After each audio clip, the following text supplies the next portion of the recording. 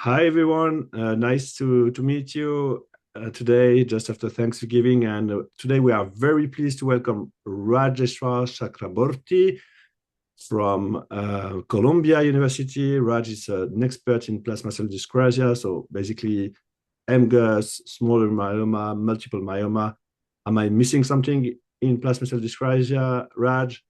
Well, AL amyloid is one of my research focus. So, AL Okay. amyloidosis, yeah, specifically. But yeah, I think you said all the other mostly. One thing I want to mention is more personal. In Chicago last summer, I was here for ASCO, and one of my best moments in ASCO was meeting in person for the first time with Raj. We got a really nice restaurant. I won't disclose which restaurant. It's a secret. It's one of the best restaurants of Chicago. It was Nepali food. It was great. And Raj, it's always a pleasure to talk with you. Basically, so here we are with Milosh, we are with Sunny, core members of the VK Prasad Lab and of the research we have been doing for years. Um, I think smoldering myeloma is a hot topic. There were a recent approval recently of Daratumumab. You will explain us more about that. So Raj, stage is yours. Some slides, some presentation for the context, and then we'll have some discussion. Is that okay for you? Yes. Thank you, Timothy, for the invitation. Glad to be here. Yes, I'm still craving for that Nepalese food in Chicago. It was really good. We will discuss on smoldering myeloma today, which, as you know, many listeners will know, is a hot topic these days with the first FDA approval of Daratumumab is high risk smoldering multiple myeloma, and a lot of controversy surrounding that regarding whether patients should be treated versus they should be followed actively, and it's a very, very nuanced discussion. So I'll present a few slides, should be around 15 minutes, just to set the context, what randomized data we have so far. We'll focus mostly on the randomized trials that we have so far because there is a lot of single arm trials. We typically do not make treatment decisions in smoldering myeloma based on single arm trial. We usually, wait for a randomized trial. So I can share the screen, right, Timothy, and then we can start. Yeah. That's good.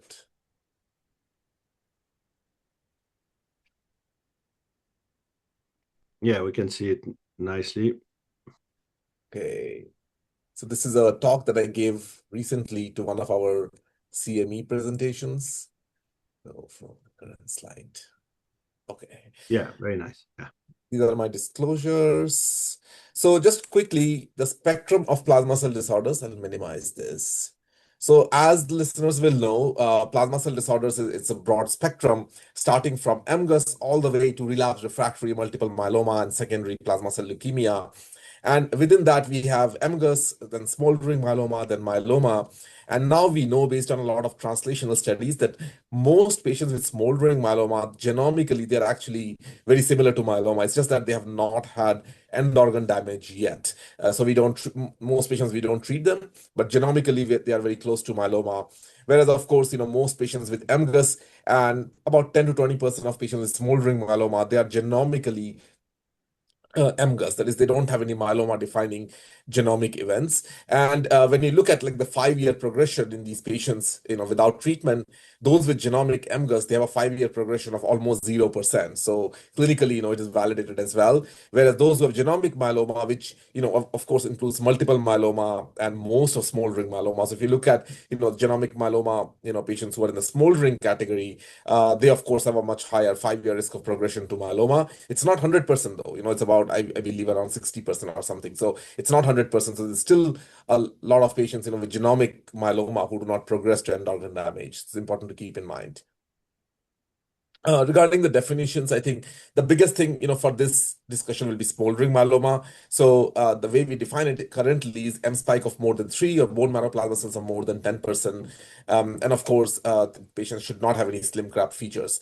Now, one thing I want to highlight is that that's why I put an asterisk here, that historically we have been saying that patients with smoldering multiple myeloma, they have approximately a 10% per year risk of progression to active myeloma. So about 50% in the first 5 years. And after that, it goes down a little bit.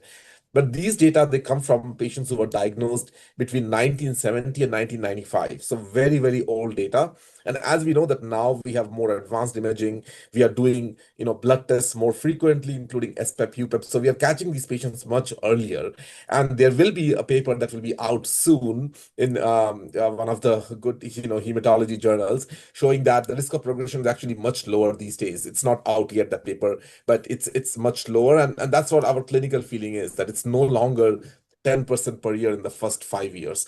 And that's very, very important when we frame the discussion with patients, because patients always ask us, right, that what is the risk of progression going to be without treatment? And we have been quoting the very, very old data, and hopefully soon we will have some new data showing that the risk of progression is lower.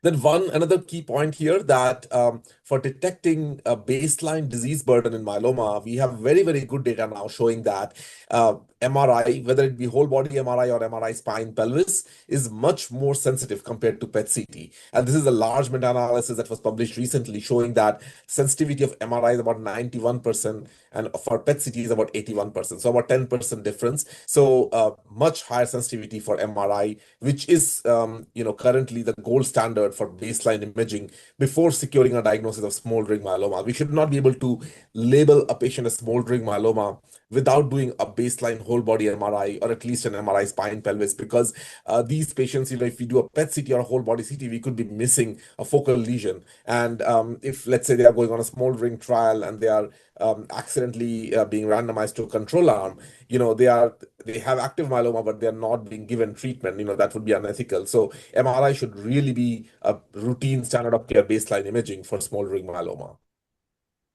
I won't spend too much time on the risk stratification because I want to go straight on the data from the randomized trials. But currently, we do risk stratify patients with smoldering myeloma mainly based on tumor burden, baseline tumor burden. We still don't have routinely available genomic assays in the clinic. They're mostly in the research, but baseline tumor markers and also the dynamic biomarkers, that is how fast the M spike or serum free light chain ratio is rising over the first 1 year. And these are the different risk stratification criteria that we have right now. On the left side is the Mayo Clinic model, the right side is the IMWG model. Now going straight into the data. So basically, the question that I ask is early therapeutic intervention in high-risk smoldering myeloma. What are the three things that we really want to see? So one is whether the treatment is improving overall survival. Of course, that's the holy grail. We want treatments to improve overall survival, which is, of course, a very, very tall order in a patient population who already have a very good survival to begin with.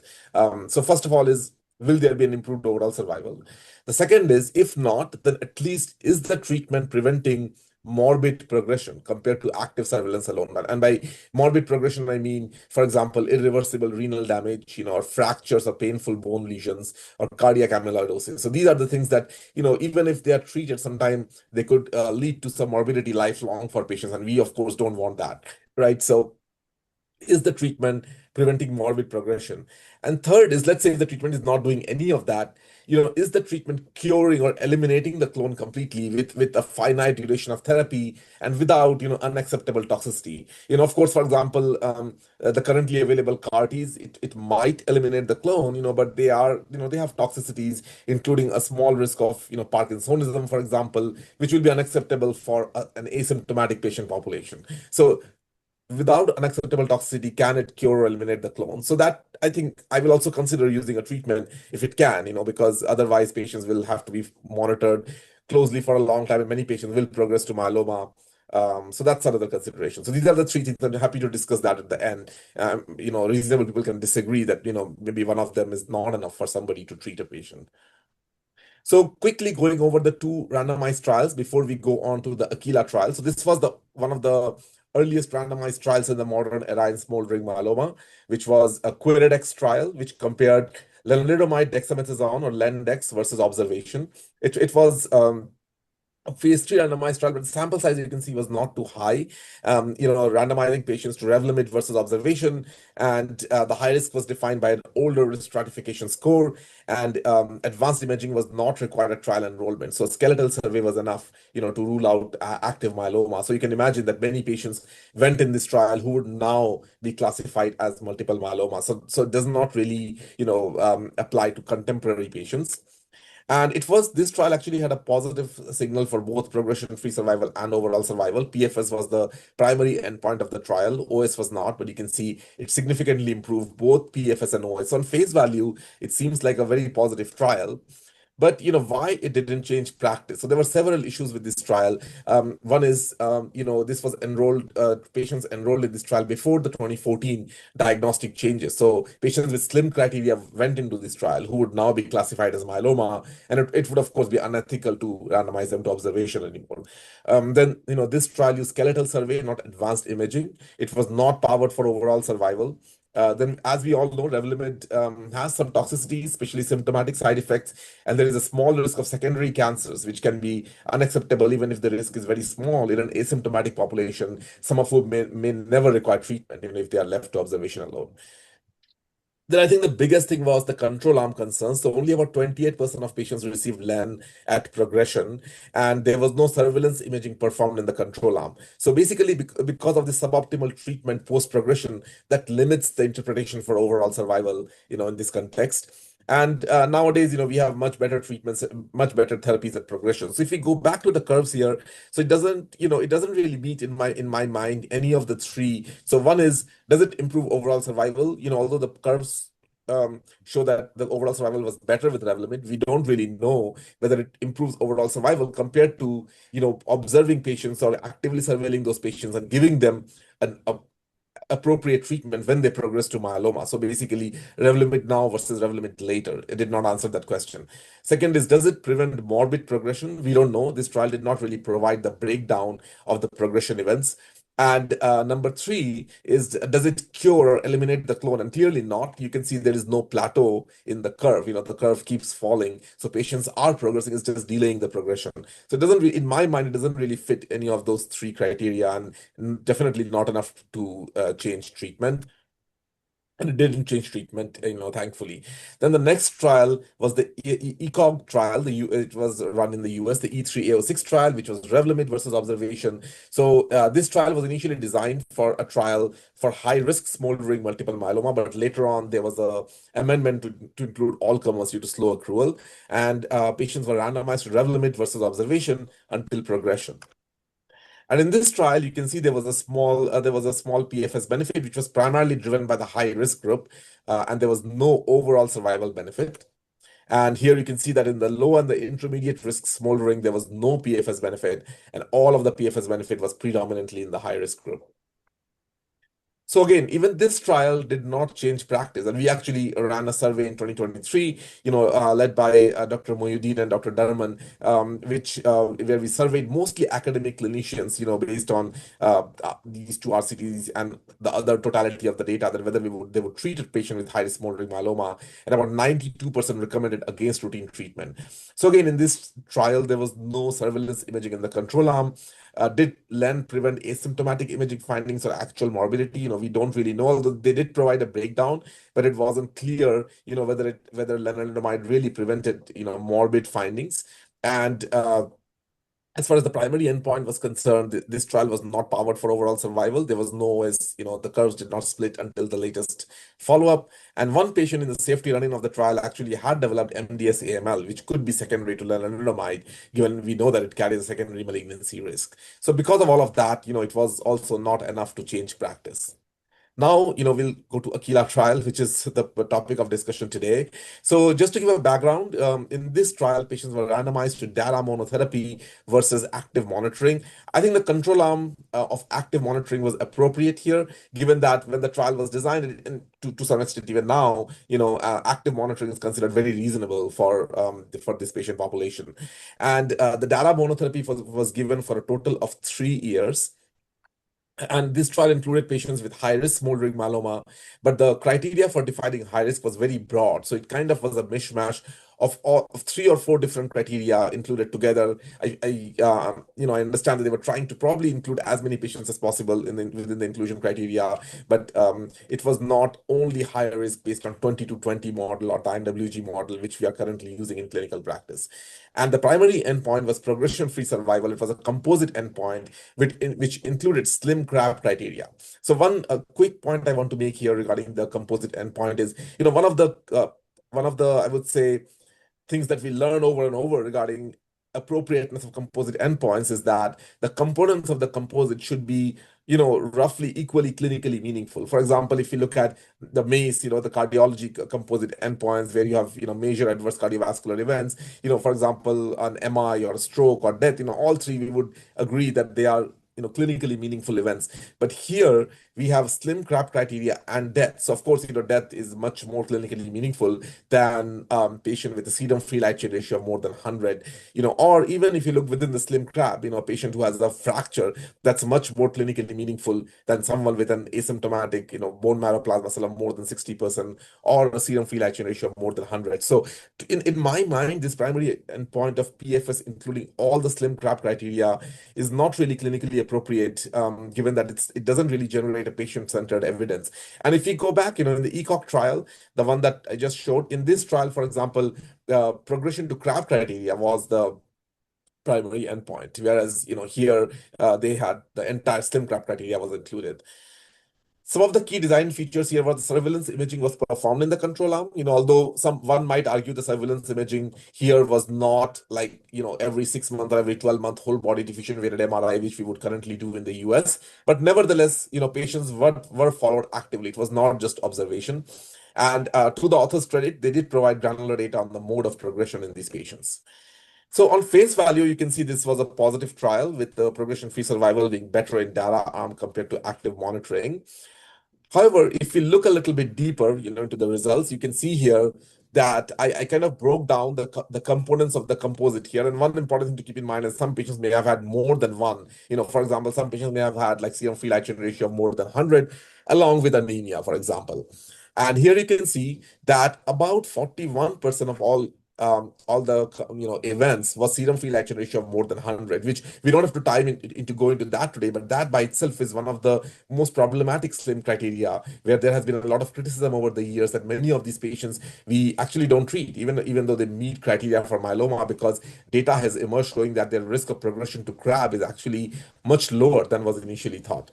So that if you remove these events, I doubt that this curve will be statistically significant or will be positive, given the amount it's contributing. The authors did not provide a sensitivity analysis looking at just the CRAB criteria and removing the slim, which technically that is something that I would like to see if we remove the slim, does the PFS still remain statistically significant or not? Then if we go a little bit deeper here, you can see that 40% of patients in the control arm still did not progress at 5 years. So that's a lot of patients who we would be over-treating if we were to give all of them daratumumab, right?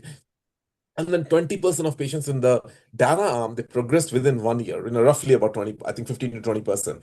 So to me, that's alarming, because nowadays for first line treatment of myeloma, we use DARA VRD or, ESA VRD, for example. And if 15 to 20% of patients are progressing within the first 1 year, I'm burning up, one of the treatments, the anti-CD38 monoclonal antibody. Now, in a few years, maybe that, DARA will no longer be, and maybe it will be bispecific antibody, but at least currently it's, DARA is an integral part of first-line treatment of myeloma. And the fact that 20% of patients are progressing within the first year, that's, I don't like that. That tells me that this treatment is not really able to stop progression in the highest of the high-risk patients who are going to progress anyway, despite doing DARA. So these are some of my comments, and the overall survival also, although it was not mature, but there was a signal for slightly improved overall survival in the DARA arm compared to active monitoring. But again, it's very hard to interpret, I'm sorry, because only 18% of patients in the control arm who progressed received a DARA-based frontline regimen, and about more than 50% received a regimen other than what would be currently considered a standard of care. For example, a triplet or anti-CD38 antibody, based quadruplet regimen. So the question is, are we asking or interested in DARA now versus DARA never, or DARA now versus DARA later? And of course, we want to know the question of DARA now versus a DARA-based treatment later, which this trial did not provide. So again, going through that framework, did it improve overall survival? We don't know, because of poor post-protocol therapy. Probably we would never know. Second is, did it prevent morbid progression compared to active surveillance alone? And thankfully, the authors, they provided really nice granular data on this. And the clear answer is no. The daratumumab mostly prevented asymptomatic lab or imaging abnormalities. There was no difference in the incidence of morbid events. Like, for example, there were no cases of irreversible renal damage. There were only 3 events of painful bone lesions, and 2 of them were actually in the data arm and 1 of them in the control arm. And, they did not mention any other morbid events in either arm. Rest of all of the events were, primarily driven by slim events or anemia with a median hemoglobin change of only 1.7. There was no associated fatigue, no transfusion requirement. So overall, asymptomatic lab or imaging abnormalities.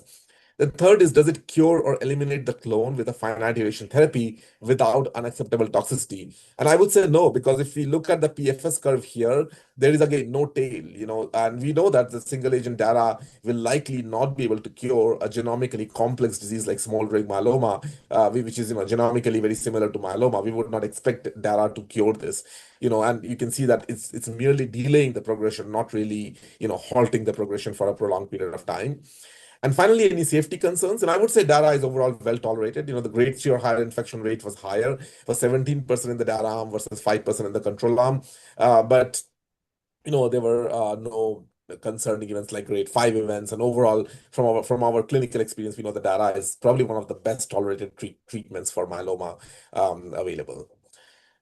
So, with that, I think this is the slide that I recently posted on Twitter that, I have to acknowledge Dr. Mani Mohiuddin from University of Utah, who helped, make this slide as well. So we can say that we don't know whether treating at high smoldering myeloma stage versus treating at progression to myeloma with a modern treatment or a future standard of care will lead to any difference in overall survival. But thankfully, based on Aquila, we know that on average, treating with single agent data at high risk smoldering myeloma stage will likely lead to delaying of mostly asymptomatic lab and imaging abnormalities, also delaying of anti-myeloma treatment at the cost of modest adverse events. And the risk of morbid progression with active surveillance is very, very low. We have learned this based on Aquila, which, where the active surveillance was not as good as we do currently in the US. So, definitely with better active surveillance, it will be even lower.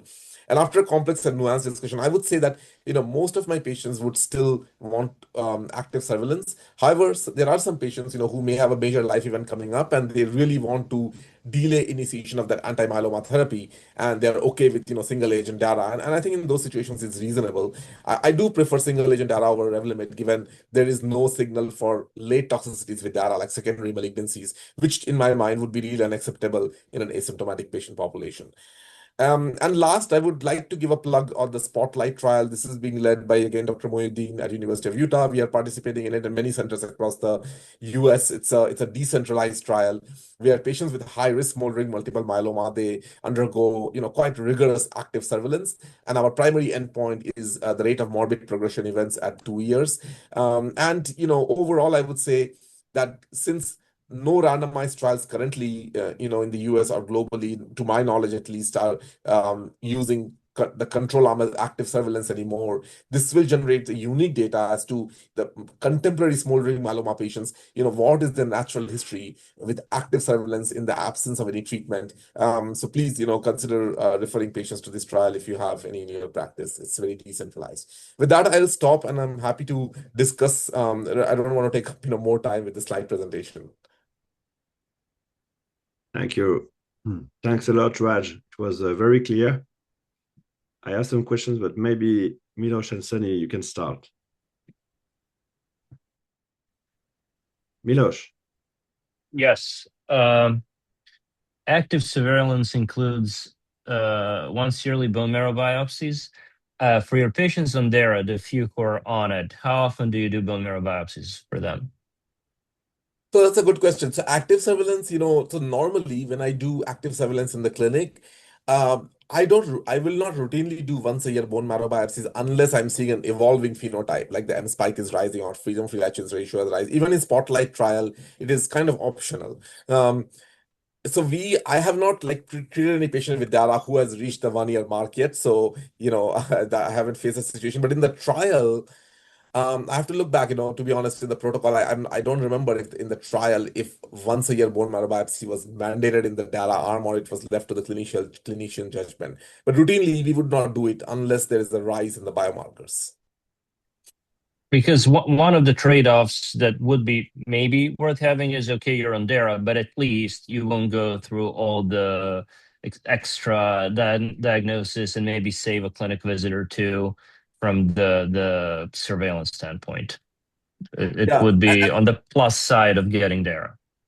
Yes, I think that's a fair point. In active surveillance, the most important thing in my mind is the imaging, which typically we would do a whole body MRI, because that's very, very sensitive for detecting myeloma focal lesions, typically every 6 months, at least for the first 2 or 3 years, because that is the time where the risk of progression is the highest.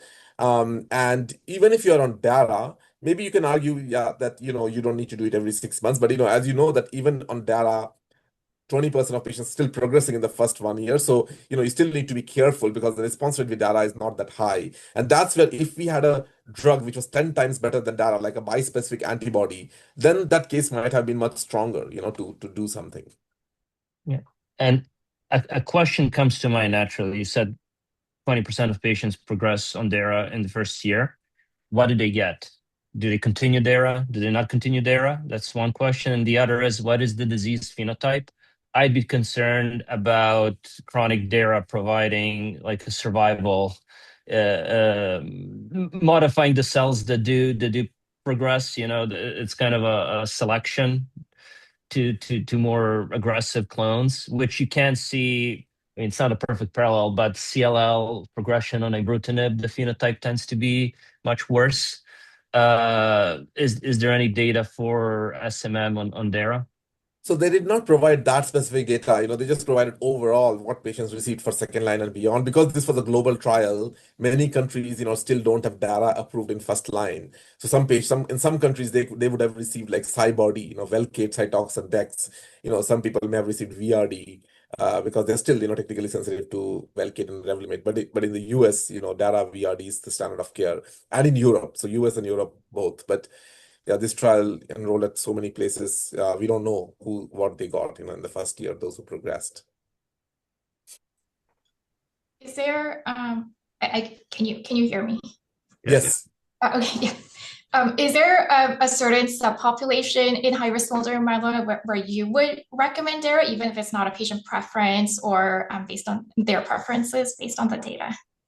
So in my mind, in patients who are really high risk, so for example, patients who have high risk based on tumor burden and also high risk genetic markers on FISH, those are the patients I would actually worry more with DARA, because those are the patients who are genomically complex, and I would think that single agent DARA is likely not going to cut it, and those are the patients who probably progress within the first 1 year. So, I would say that patients who are otherwise high risk based on 20/20, and maybe they don't have any of the cytogenetic high risk markers, and in those patients probably I would be more comfortable. But if they have really high risk cytogenetics, and those are the patients who are really high risk and their risk of progression is very high, as we know from the IMWG score, and those patients I would either want to actively surveil, or if they really want treatment, try to look for a bispecific trial, which are still in trials, and those we didn't discuss, but those are single arm trials showing 100% MRD negativity rate in smoldering myeloma, 100% in the first 6 months. So those, still we don't have randomized trial yet. There's some concern about infection as a side effect with those. But if I had a trial of bispecific, I would try to enroll them in that rather than giving them single agent DARA. Great. Raj, I have some comments. I don't know if you want to comment on my comment. There are questions and comments, but you will see why I'm saying that. The first thing, why it's fascinating topic to me, it's really about, in a sense, preventive medicine, because as you really demonstrated, some of these patients won't recur, or maybe will recur, or maybe will present. I mean, it's not recurrence. Maybe they will present the disease, multiple myeloma, after many years. Some of them will never present this disease. This is very interesting point, and I think if we think about epidemiology, this is a much higher number of patients that as compared to multiple myeloma, right? Because MGUS is frequent, smoldering myeloma is less frequent, and multiple myeloma is even less frequent. So that's why I think, in my opinion, we should be very, very stringent in the type of trials we are considering in this context, like in the adjuvant setting. And to me, what is striking in all the 3 trials you presented, the control arm do not include a placebo. And to me, this is problematic because, and we have conducted some analysis with Sunny, it's a paper under review, but even in the Aquila trial, in terms of censoring, there is an imbalance of cumulative censoring between the control arm and the experimental arm, even after 1 year, and it's a significant imbalance. And I think this is partly due to the fact that it's open label. So I don't know if you want to comment about that, but I think when you are considering, expanding a treatment which is costly, which is, demanding for patients, which is potentially toxic, I think a placebo control arm should be really, mandatory. We should not, discuss about that. So that's one point I want to discuss with you. Yeah. Yeah, no, you make a good point. Yeah, so far none of the trials, in smoldering myeloma have used like placebo, as you said. All of them are open label trials. And censoring is definitely a problem. And the other thing I would say is that patients with who are really high risk are the patients who, high risk by 20 to 20 criteria and, also have high risk genomic markers. If you only include those patients, I think it's still justifiable. But as you saw in the Aquila trial, I did not go too much into the inclusion criteria, but the inclusion criteria was very, very broad. They included, they took some of the high risk criteria from multiple different criteria. So they ended up including, so what they did at the end was based on the current criteria, they looked at how many patients are high risk, and only about 30 to 40% of the trial was high risk based on the current criteria. So FDA, gave the approval only to the current high risk. But as you know, once these trials are out in the community, sometimes they could be used for, even patients who are not high risk. So that is my concern, that this drug start getting used for many patients with smoldering myeloma, which is so common. 1 in 200 people over the age of 40 have smoldering myeloma. So that's very, very common. Yeah. And that is my concern. But yeah, the placebo point, I never thought about that, but that's a good point you make. And, we don't have any placebo controlled trial in smoldering. And the other point was about, you showed us this very nice 50% of patients not progressing. I'm sure that there are a lot of data ongoing, but are we able to, or are we trying to identify those patients? I don't know how, but based on clinical risk factors or other, can we enrich and maybe, we could say, okay, these patients are really safe, even if we will be maybe monitoring them, actively surveilling them. But are we trying to really decipherate the difference between this patient, maybe the 20% you showed and the 50% you showed? Yeah, so there are a lot of genomic studies going on, and currently, just a few weeks ago, there was a paper in JCO where they developed a new genomic risk prediction model in smoldering myeloma, where when they add the genomics to the clinical definition, that increases the C statistic from 0.74 to I think close to 0.8. So it does improve, So when we have those genomic models and we are looking at the high risk, then we would be looking at patients who maybe 70-80% risk of progression to myeloma over the next 3-4 years. And I think in those patients, I would feel comfortable if I had a good drug, to give to kind of prevent their progression to myeloma. But it's a work in progress. It's the current risk stratification models are not that good yet, but we are getting there in the next few years. And the last point, then I will give back the questions to Milosh and Sunny. But to me, the fact that the post-progression data you showed are really sobering to me. I mean, we are talking about highly expensive drugs, and we are conducting these trials globally in places where patients that will have multiple myeloma have a very limited access to Daratumumab, which is, we know that even in the first line, second line, you are an expert on that. I know there are debates about quadruplets and all this kind of thing, but Daratumumab is really a pillar of multiple myeloma when you have that. So to me, it's really disappointing to see that you are getting a trial to get Dara approved earlier, based partly on data run in countries where they do not have access to Dara, which could conduct the survival benefit that is already seen, even if it was not the primary endpoint. So, but you really nicely showed that. But to me, it's really worth stretching this out, because I think it's a very important concern, and this is not is related to this trial, sadly. Yeah.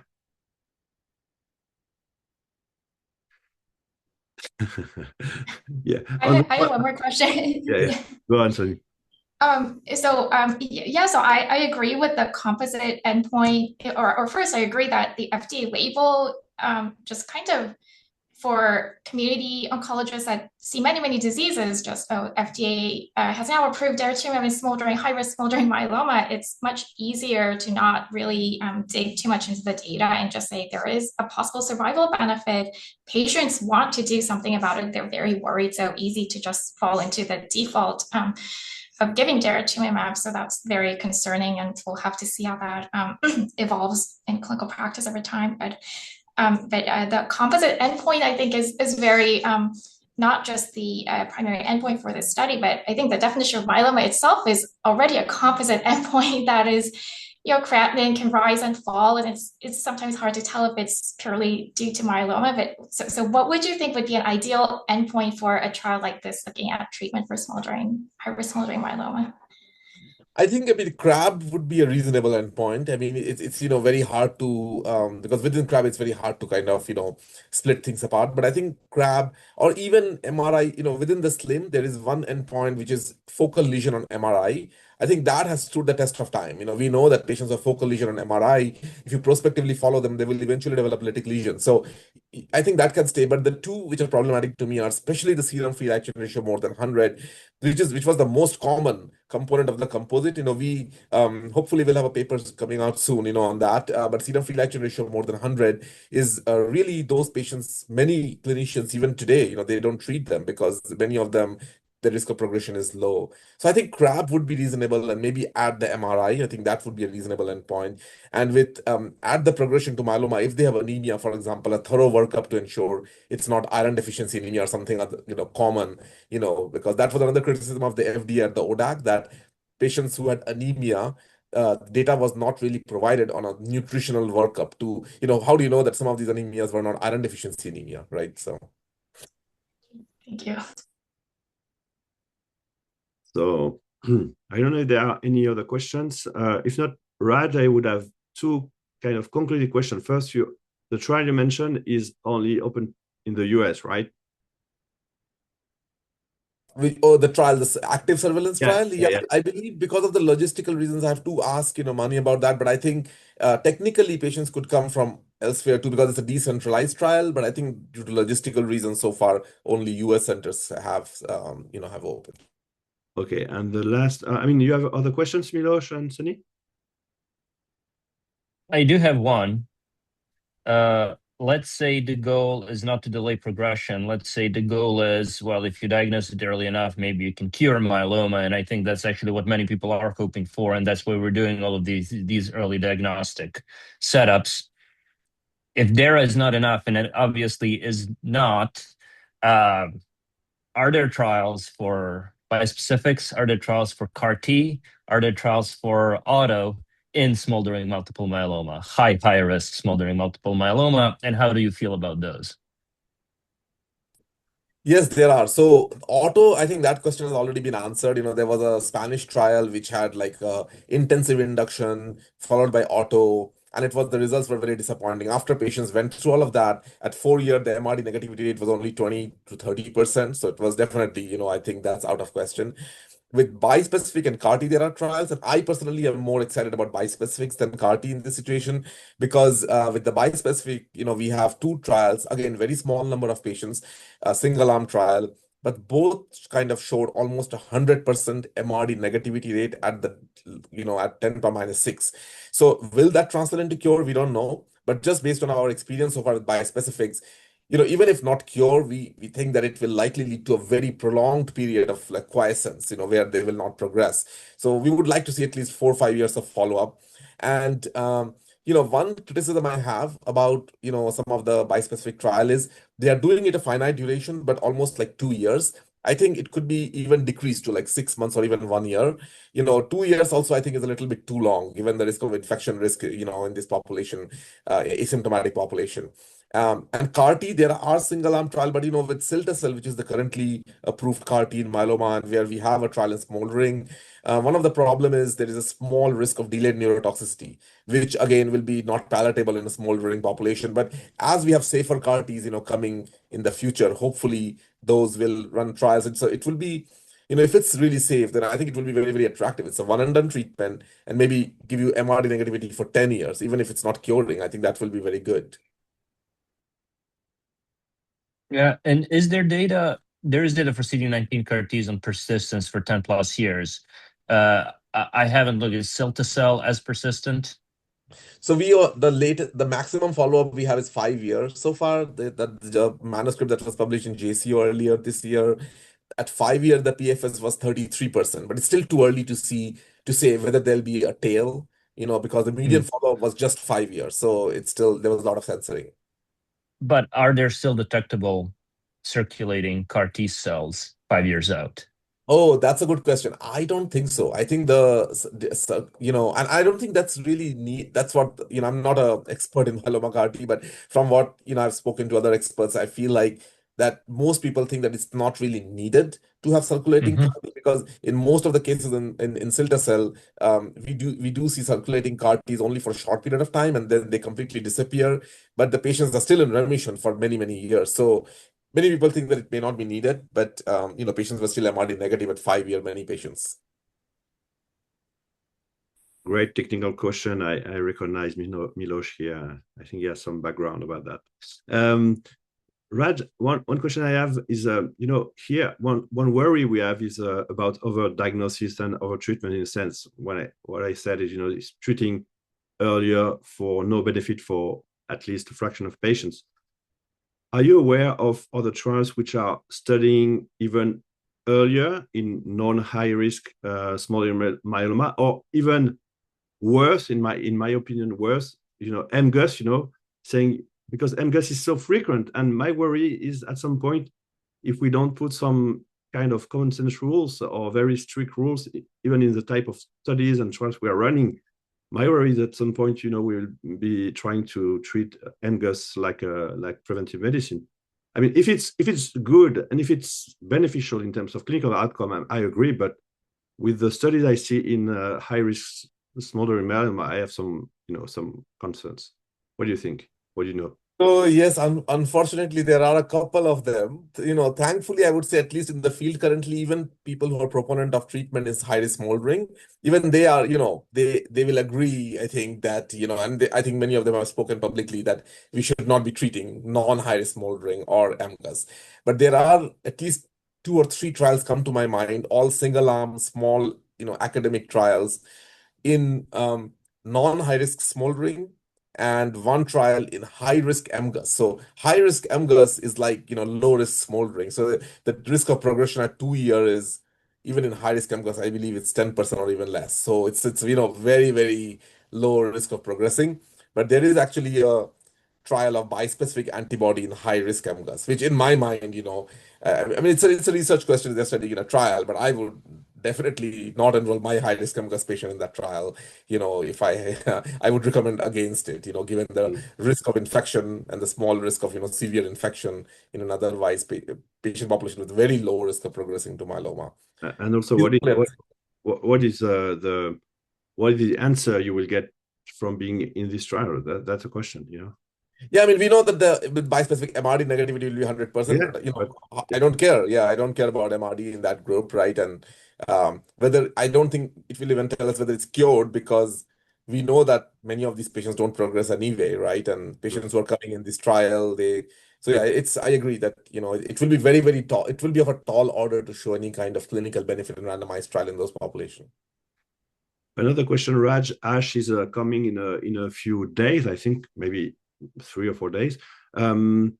Will there be any, hard data expected around this topic in ASH? I know there will be some, subgroups presented about Aquila, but are you aware of other works or other things about that?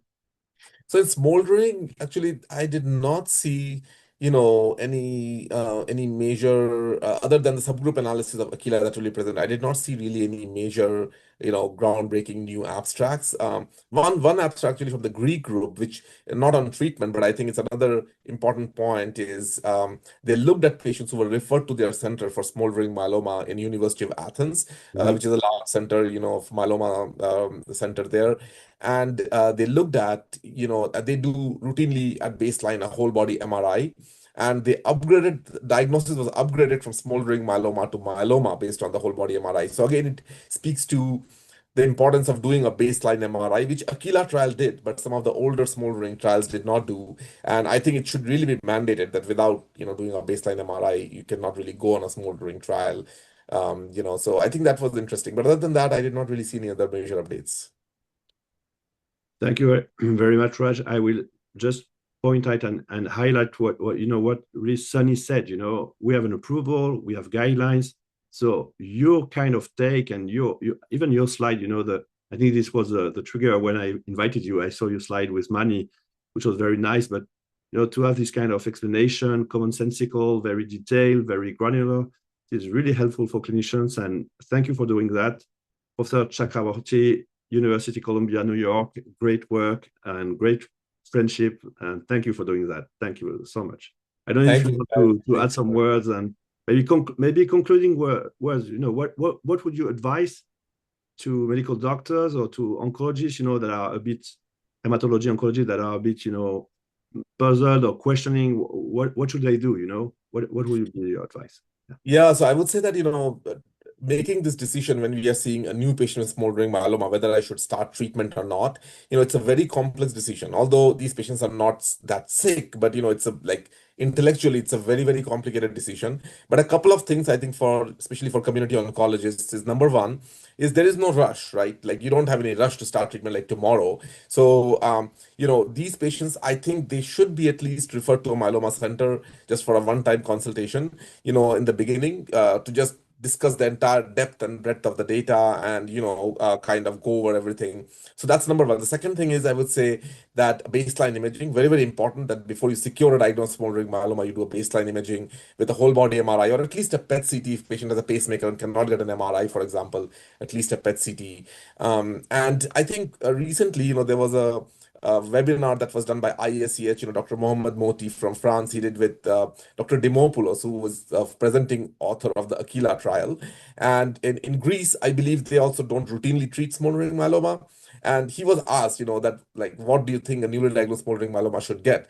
And I really liked his answer. He said that a newly diagnosed smoldering myeloma in 2025, the most important thing they should get is appropriate surveillance. Like you cannot really, it's no longer acceptable in 2025 to have a smoldering myeloma patient under your watch coming to you with a fracture. That happens very rarely these days, but I mean, that is something that we really want to avoid, right? That somebody coming overnight with a fracture, under your watch, right? So a very, very good surveillance, including frequent imaging.